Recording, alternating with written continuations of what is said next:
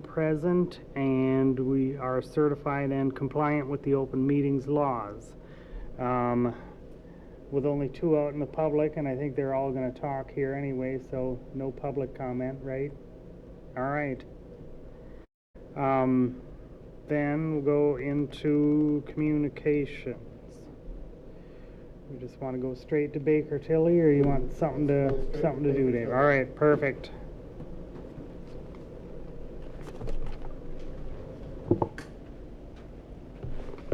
Thank you. Good evening. Thanks for your time. My name is Andrea Jansen, and I'm the partner in charge of the city's audit. Before we dig into the 2022 financial highlights, I was going to make a couple of high-level comments or cliff notes, if you will, on your formal audit reports here. The first being the larger document, the financial statements. We were able to issue an unmodified opinion for the city's financial statements again this year, which is, as a reminder, the highest level of assurance we're able to give, so also known as a clean opinion. That is on report pages Roman numeral 1 through 3, if you're looking for that.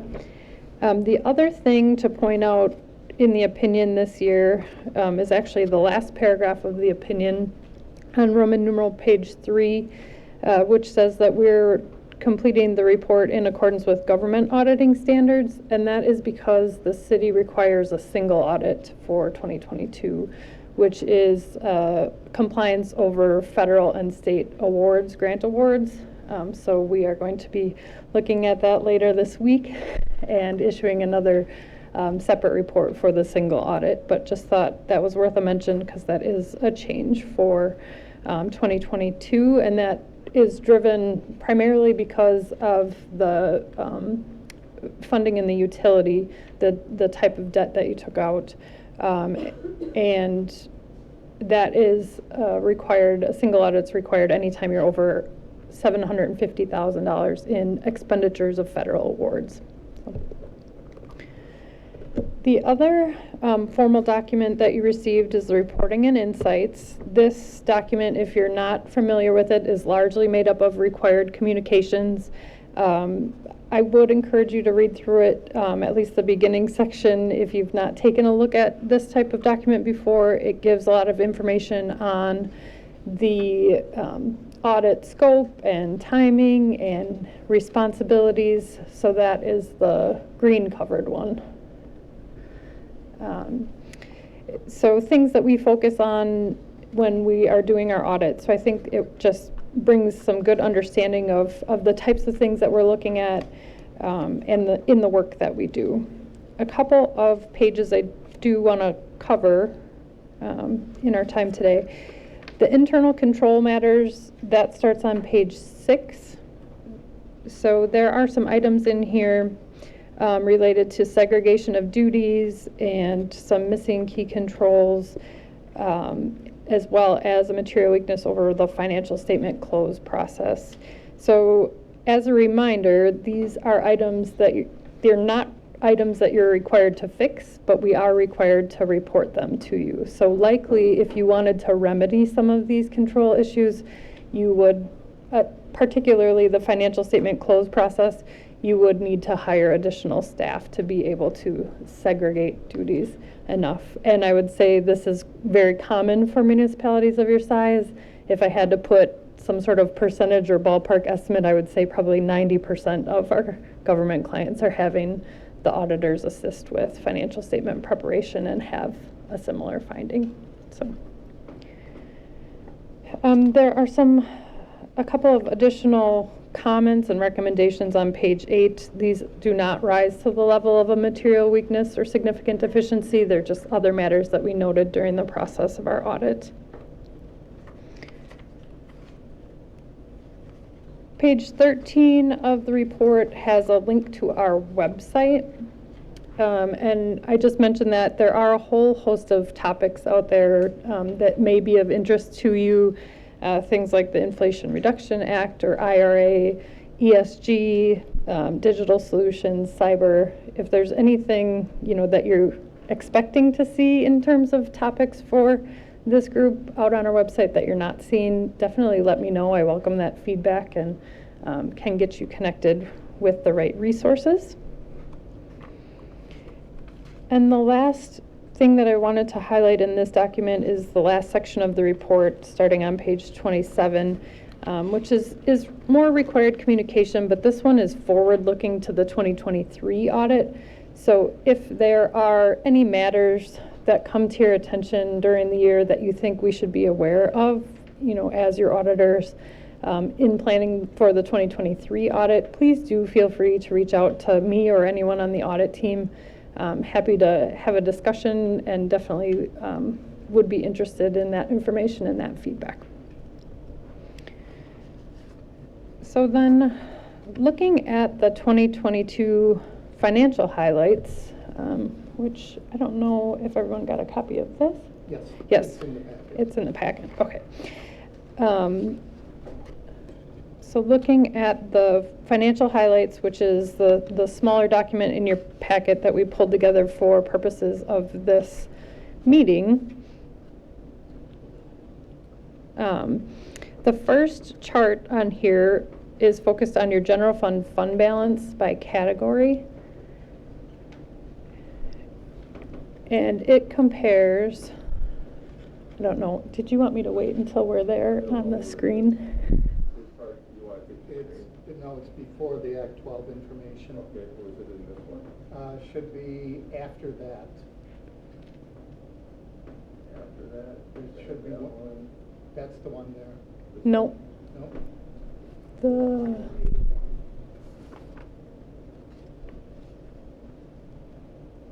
Try 5A2 then.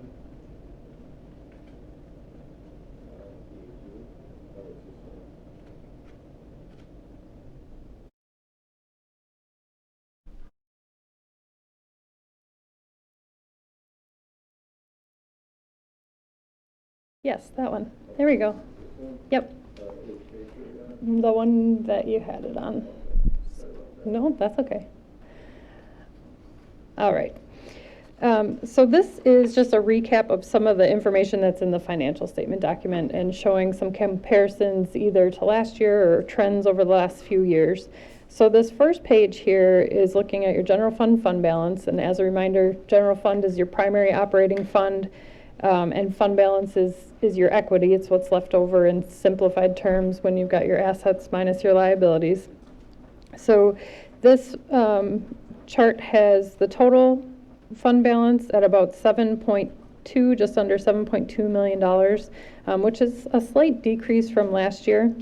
Looking by category at the bottom, starting at the bottom of the chart and sort of working our way up, non-spendable fund balance at the end of the year was 1.5 million. Most of that is related to advances to other funds, mainly TIF funds.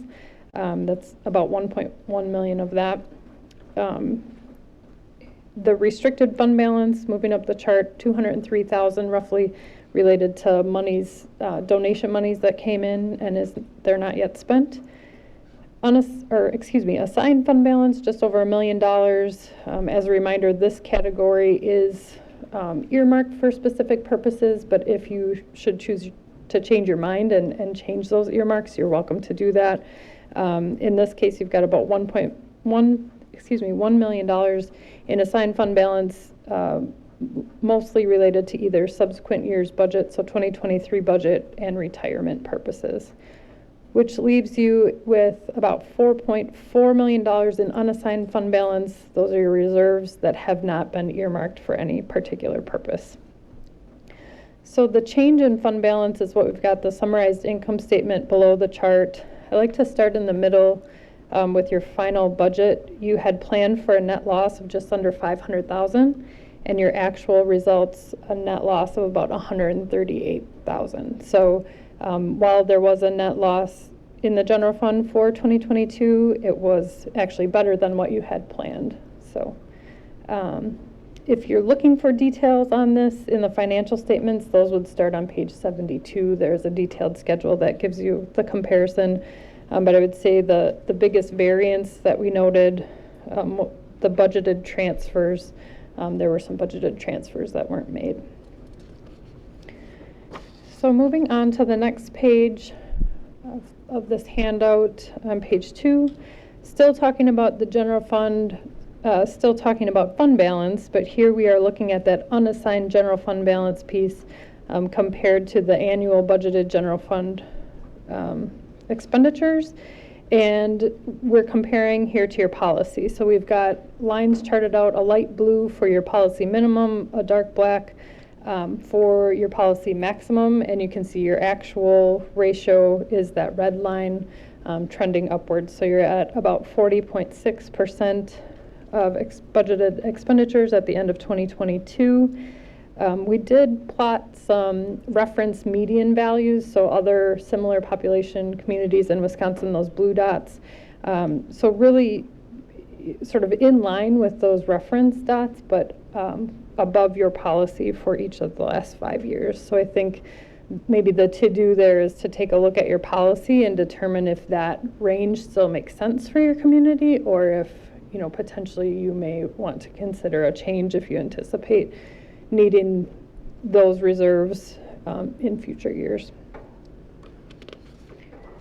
Moving along to page 3, switching gears here and talking about your general obligation debt. So there are a few lines on this chart here. The black line on the top is your state statutory debt limit, which, as a reminder, is 5% of your equalized value. You can see that increased quite a bit between 2021 and 2022. You've got your policy maximum, which is slightly more limiting than the actual state statutory requirement in blue. And then you've got your actual total general obligation debt outstanding in red.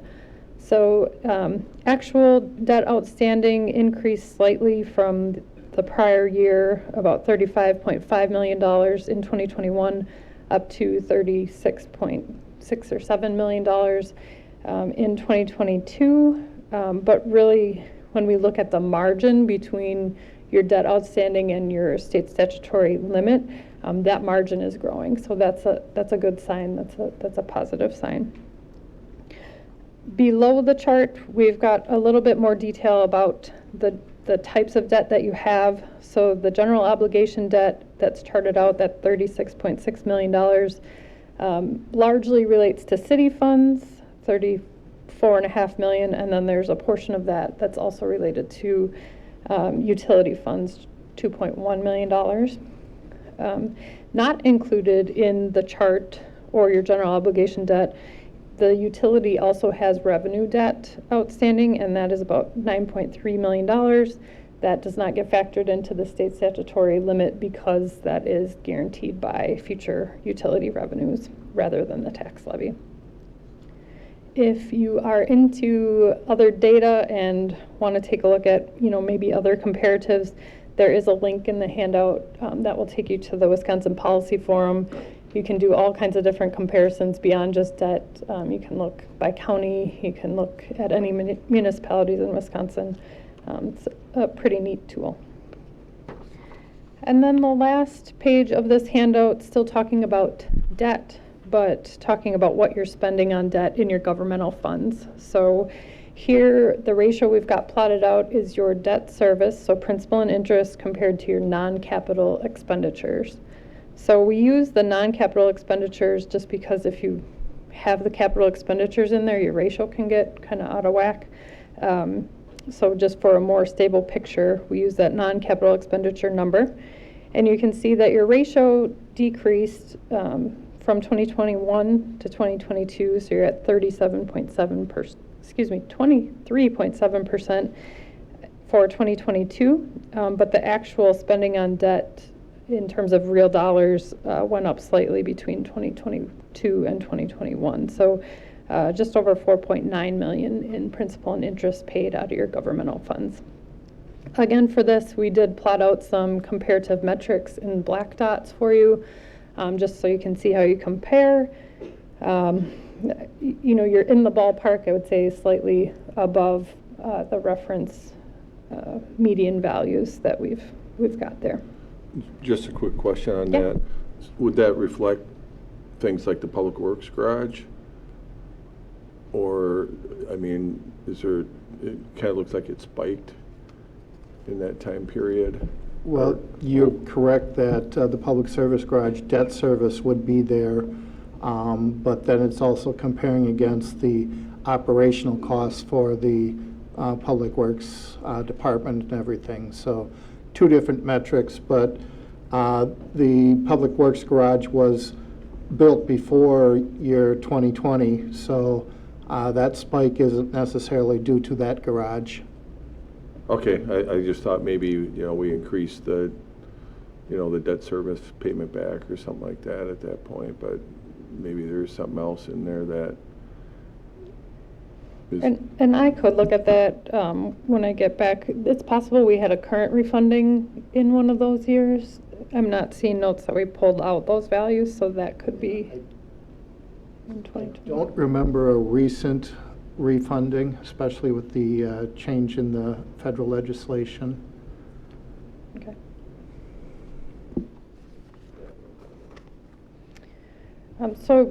Before I turn it over for questions, I want to make sure to thank Dave and city staff for all of their help in preparation for the audit and answering all of our questions and providing us support during the audit process. We appreciate that that's no small undertaking, on top of all the things that you do on a daily basis. So appreciate the assistance there, and happy to answer any questions that you have.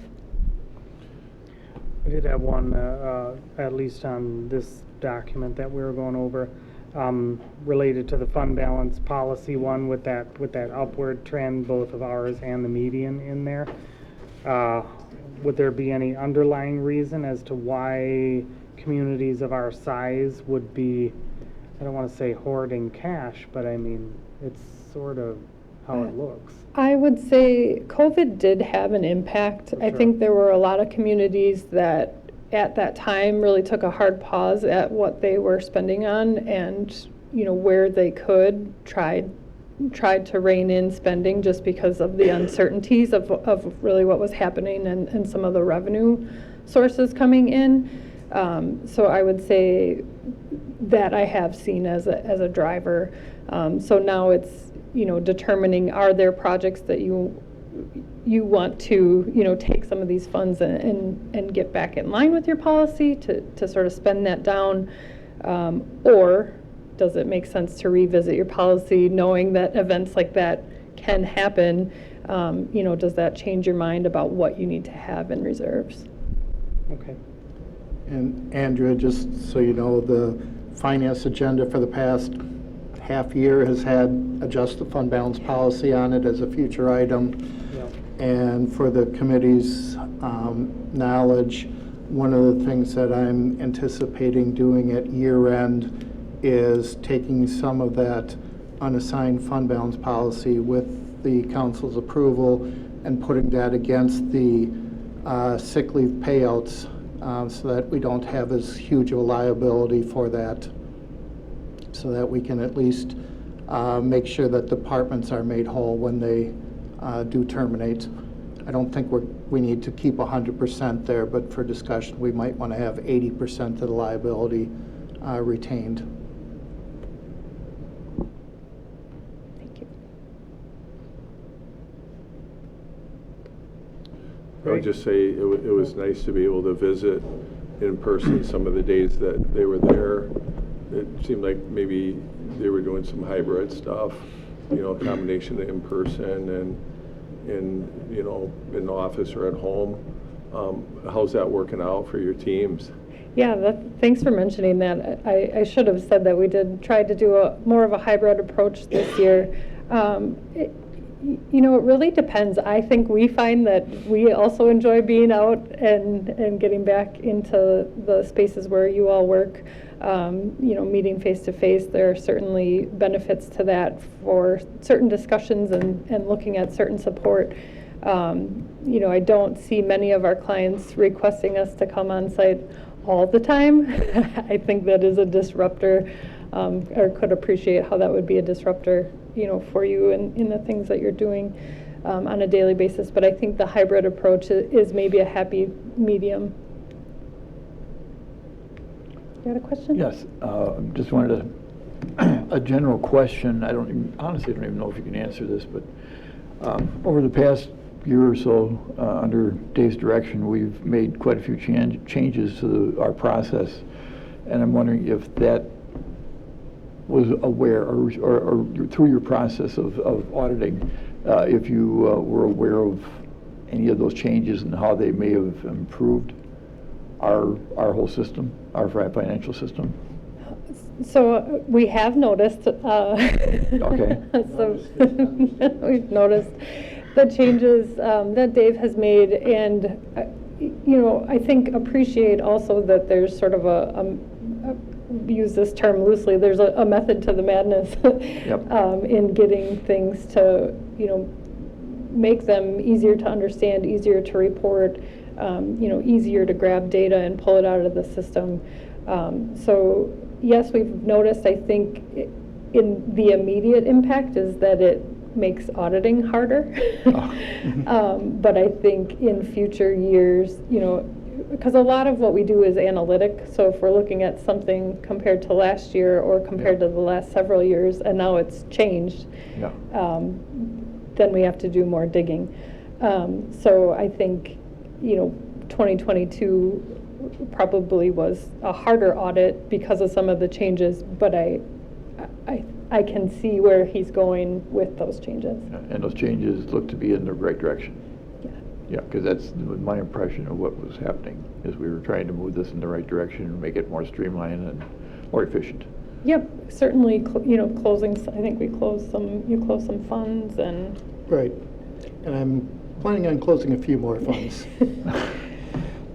Which, I think always helps with the administrative burden and just making sure that you are getting the information that is relevant to you and important to you in separate columns, but, if that information's not important to you, sort of collapsing, combining some of that stuff so that you don't get lost in the information.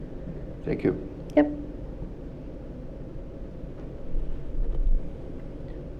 All right. Anybody else have any other questions, comments?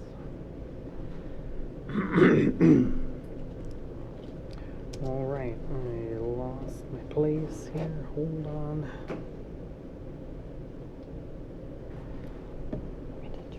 So I guess my question Yeah. is, Dave, are you looking for us to accept the report, or are you looking for action tonight, or is this informational? You've actually got item number 8 is the acceptance of Yep. financial statements and management letter for a recommendation to City Council. All right, and then are you staying for council as well?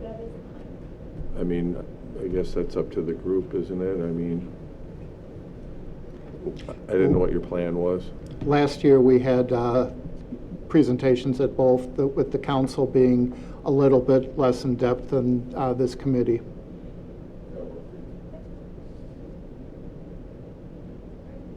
Thanks. Thank you.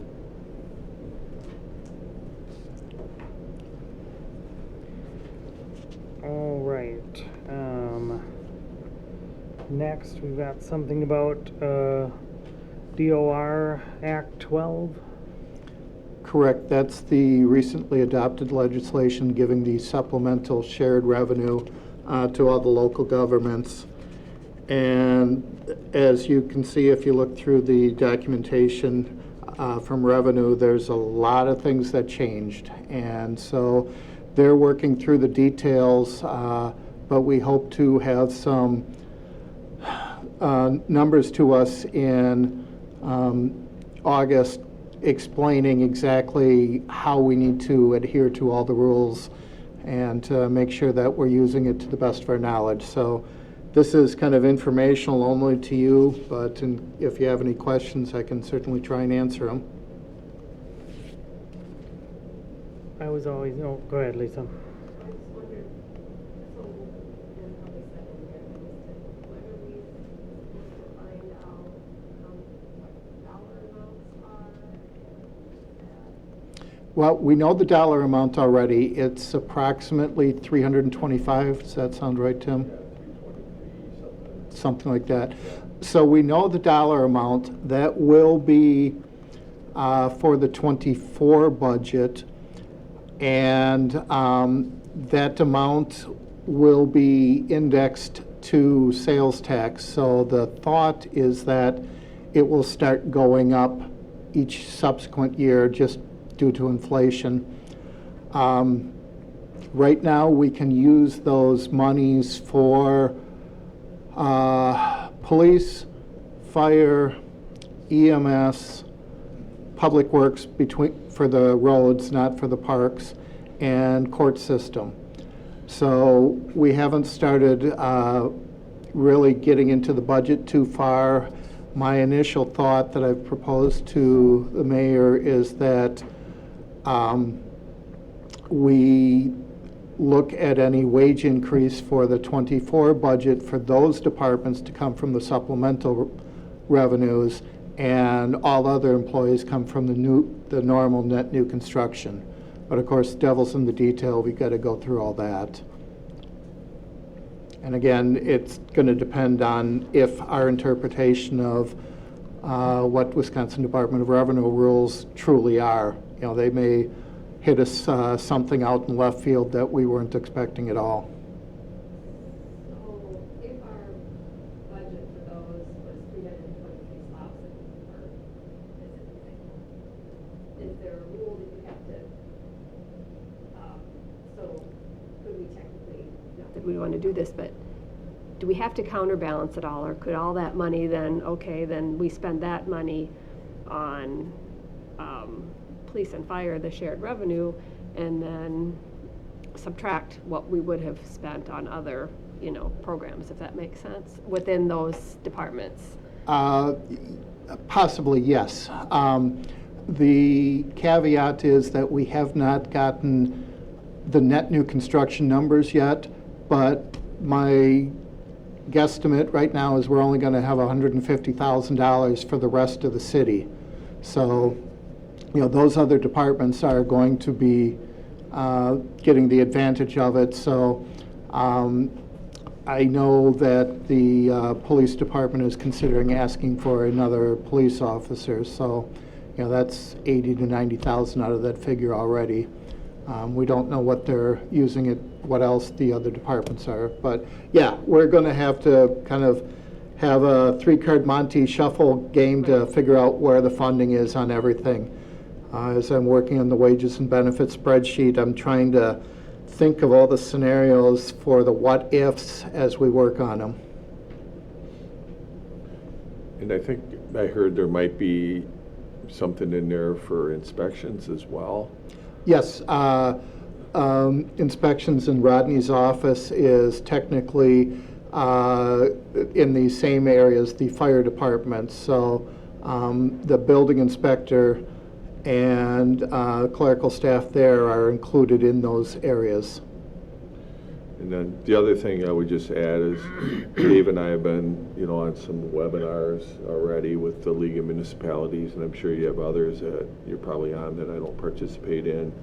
And there's a couple conferences that are coming up as well that we're hoping to attend to learn more about that, the rules. And really all the municipalities are in the same boat. We're all kind of wondering the same thing. I'm sure the auditors probably want to know what their role is going to be to help us track all that. So we're trying to learn more. But you know, as you kind of went through with the pandemic money and ARPA money, sometimes the rules don't come out at the same time as the policy decisions and the money, and then sometimes the rules even change. So we don't really know yet what's going to happen, but we're certainly doing what we can to try to better understand that. I'm always curious as to how in a lot of these they delineate like the different classes of municipalities in there, like, you know, townships of 5,000 to 30,000, how they break those categories down. And yeah, they hired a nonprofit that works on tax type stuff. One of the Stoughton residents, Dale Knapp, I don't know if you know Dale. mm-hmm. He's one that works for that organization, so it's a nonpartisan nonprofit, and they're the ones that came up with the formula. I think the formula is out there somewhere. I haven't really dove into it to try to understand it, but since you like math so much, we can maybe make that available. Thanks if a you lot. want. But that's basically, they came up with a formula, and then they sent kind of a minimum, and then the state kind of negotiated if the minimum should be at least 10%. I think did it end up at 15 or 20? I think it was 15 for smaller municipalities and 20 for larger. Yeah, so ours went up 60%. Some of them, went up a lot more percentage-wise, but in the smaller municipalities, it doesn't take a lot of dollars to really inflate the percentage. So we're happy with what we received. I mean, we always want more, but the good thing about it is we feel it's going to be sustainable because the tax collections have gone up every year, but maybe one or two, and that was during the Great Recession. So we think it's going to be a sustainable funding mechanism. And really, one of the things that made it happen is the cities and villages, leagues and municipalities, and the town organizations, all three of them came together and lobbied together, which is something that's never happened. And I think that really made an impact on the decision makers at the state level to see that we were all willing to work together and we all had the same challenges. We tend to work in silos, so I'm hoping that going forward, that'll be, a strategy that'll be utilized on other issues. I only raised an eyebrow at the local regulation of non-metallic quarries. That was about the only other one that was in there, like, All right, we may see that one probably coming up. And the downside is, we lost a little bit more local control. We have the money, but they're still kind of telling us how we can spend it. Right. So that's kind of the trade-off, but since we have needs in all departments, we were happy to have the money. Others, that are fully staffed in fire and EMS, those ones especially would probably prefer to use some of those funds in other departments where maybe they're not quite as well staffed. But, for us, I think it's going to work out. The net new construction, I think we anticipate that most, if not all of that, will be gobbled up in health insurance premium increases. So if we can use some of this money to offset some of the annual increase in salaries and wages for our employees, that would be helpful, but at this point we don't understand if the rules will allow that. And Brett, to answer your question, non-metallic mining is a county function, so we're not going to get that. Oh, we won't have it anyway? We won't have it unless they change the statutes. All right. I'm just wondering then if we'll see some permits for some sand mines or around here or something. Again, that would be a county function. I think you already said this, Dave, but did you say Public Works is for street projects specifically? Well, I wouldn't recommend using it for street projects because we can bond for those, which is outside the debt levy limit, or the levy limits because of debt. The Public Works Department actually has categories in public works, culture, recreation, education, stormwater utility, refuse, and health and human services for cemeteries. So only portions of that department's budget, i.e. streets, would be eligible for this.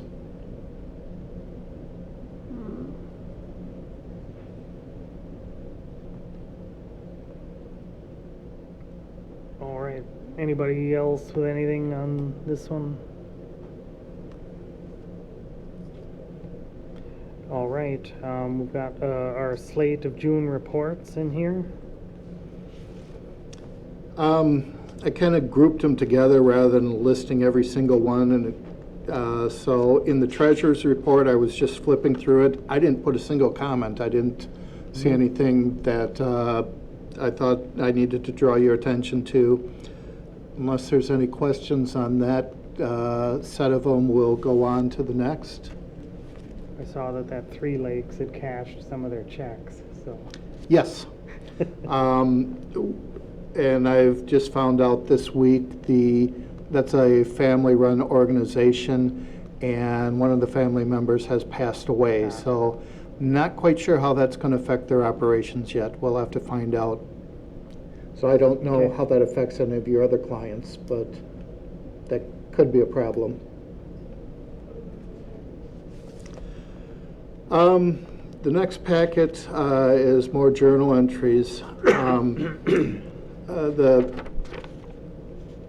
In regards to the budget amendments, more cleanup, I was moving everything from Department 0 to the department number for revenues to match revenues and expenditures, and just correcting some errors as we go through. So I've had quite a few comments on the different budget amendments, just for your information. Any questions on those budget amendments that are in the system? Nope, I think that'll make it cleaner in reporting later on. Trying to. As Yep. Andrea said, there is a method to the madness. You just have to see the end product in place, and then you're like, now I understand what Dave's doing. Other than that, the journal entries, regular journal entries, I didn't see anything that stood out to comment upon. Any questions at all?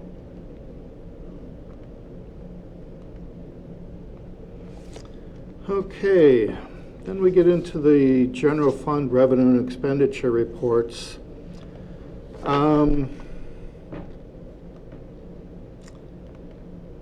Just kind of looking at, I had multiple comments on the court system, but the revenues are down from where they should be at this time of the year with the tax intercept. So I've been working with the Rodney's department and the attorneys where I've got to work on drafting a policy to bring it to you folks to see how we want to go forward proceeding with debts, whether it's EMS, courts, or any other department. But we got to draft that yet. Looking at city attorney, we actually are running a little bit behind or below budget there, which is good. You can never tell when things are going to come up, but considering we had increased their budget by $28,000 last year, being 23, I would hope that there's enough money in there now.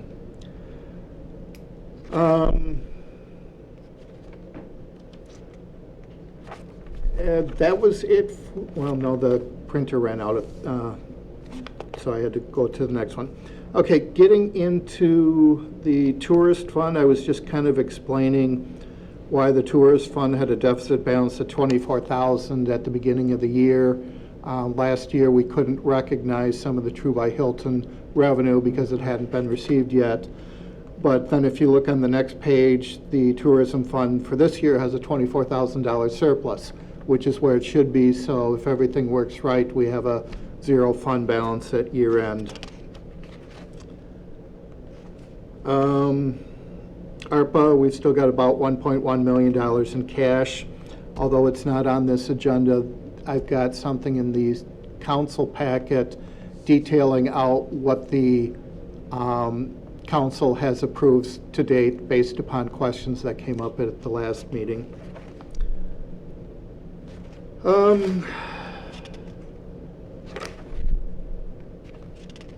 Nothing too spectacular in the RDA to bring up. Shared ride revenue. We got the grant, actual grant numbers from the state. It was about 40,000 less than we had anticipated. So we're probably going to have a 40,000 deficit for calendar year 23. Calendar year 24, we're probably going to have to increase the property tax levy somewhat. When we were talking the supplemental shared revenue, I didn't think to bring this up. The shared ride service is considered transportation or public works, so that could be one area too. We've recently had a community organization that wondered why our fee structure was the way it was, and when I explained it to that person, she had no idea what was involved in everything. So we'll probably get into more detail for this department or this fund as we're going into the budget. Okay, firefighters pension fund. This is something I definitely need to let you folks know about. Number one, we've got a account, Fidelity Investments, that we are running into a problem getting transferred out of John Neal's name, which tells you how long that we've had the account. It was created in the 90s. We're trying to do our due diligence to find a original piece or pieces of paper from the 1990s that we have to give to Fidelity to change the names on the account. That's proving to be a needle in a haystack. Problem number two, and when I was looking at the statement, and Rick Manthe with Stafford Rosenbaum agrees to me, the investments that we have in that account have stocks which we are not allowed to invest in. So we have to close that account, but we're not sure what we can do if we can't find the piece of paper to close the account.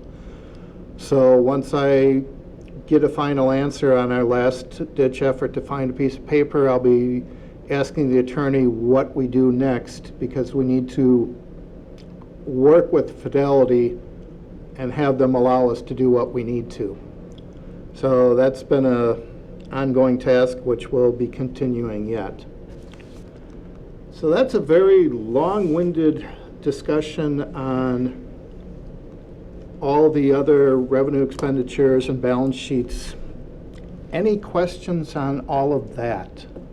Who was John Neal? Did he work for the city? John Neal was the finance director before Lori Sullivan. I don't know if there was anybody in between or not. Yeah. So we're talking 1, 2, 3, 4, 6 or 7 finance directors ago. So I assume new accounts don't have a name attached to them, correct? Any new accounts that need to be Correct. opened or? Yeah, any accounts that have been opened, these signators are set up based upon the position, not the name. So like when we did some wholesale changes to the depositories, each year we have to do that. The resolution specifically said Director of Finance, City Treasurer, Utilities Finance Manager, so that we didn't have to go through this problem. We just had to notify them of change of personnel. So that problem shouldn't be occurring anymore.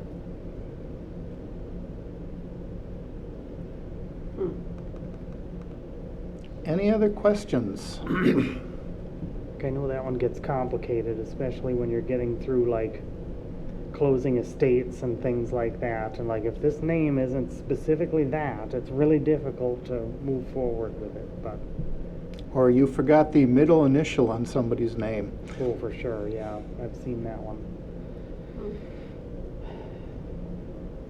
All right, any questions on the reports, anybody?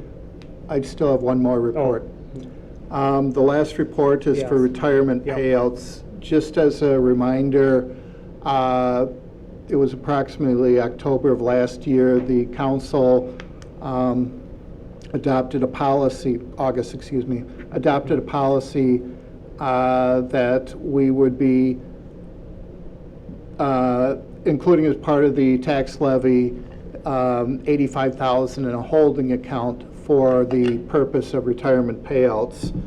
And so this past year or month, we paid out something for the library and senior center, paying out approximately $13,000 in total. So that $13,000 has been transferred to those two departments. They're made whole. You know, they had the expenditure, but they had revenue coming in. And we still got about $72,000 left of that original 85. That resolution did give me the budgetary authority to move it between departments and update you as the committee on the changes that were made. So that's why you see it on the agenda for today. And right now we've got about $527,000 left in that account. That's certainly not 100% of our calculated liability. I may, as the year goes by, ask the council to move some of the unassigned monies to that account, That would be a policy decision, of course, but I don't want to leave departments having to leave a position open. For instance, we've got one individual in the planning department who has announced their retirement this year.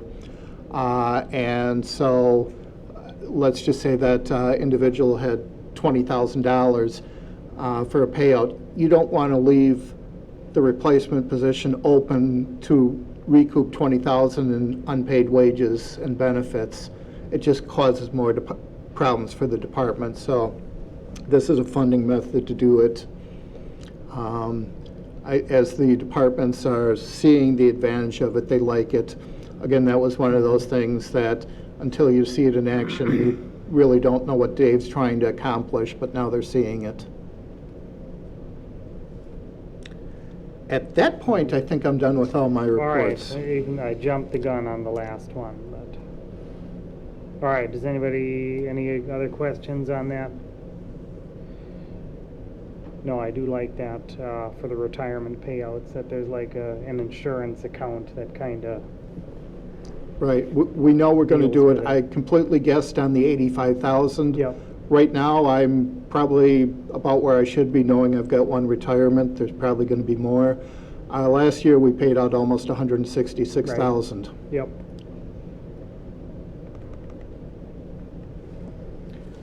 All right, if no other questions, then moving into the business at hand, I would entertain a motion to approve the minutes of the July 11th meeting. So moved. I heard, Split the difference. Who wants the second? Second. Greg will take the second. okay. Any edits or anything to that really long meeting that we had? You didn't have any notes in there, Dave, about me trying to stretch that meeting out.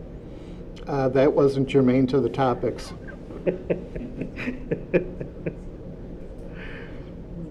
All right, no edits, then all in favor, aye? Aye. And are any opposed? All right, meeting minutes are accepted. We've got our one item up here, which is our 116, to accept the financial statements and management letter reports dated December 31st, 2023. I would move to recommend to council to accept the management report. Second. All right, motion by Greg, second by Lisa. Any other questions or changes? Greg, you specifically said management report. Did you want to sorry. include the financial statements also? Financial statement, yes. sorry. Okay, thank you.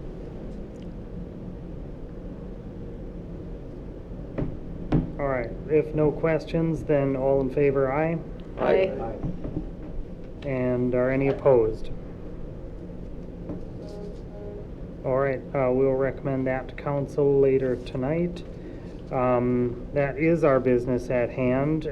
We've got future agenda items in there, and you know we got a number of them in there. Dave, do we want to talk about the CIP dates here quickly, or do you want to save that for council meeting? Probably save that for council. Okay. No problems. I'll have to write down the dates because I don't have I them. think it was August 11th and 22nd. I'll take a look at my All right. calendar. I can't remember what they were exactly, but, okay, yep, just to get those. All right, anybody have anything else for this meeting? All right, I would entertain a motion to adjourn. Move to adjourn. Second. Motion and a second. Any other questions, comments? All in favor, aye? Aye. And are any opposed? All right, meeting's adjourned. Thanks, everybody. Thank you.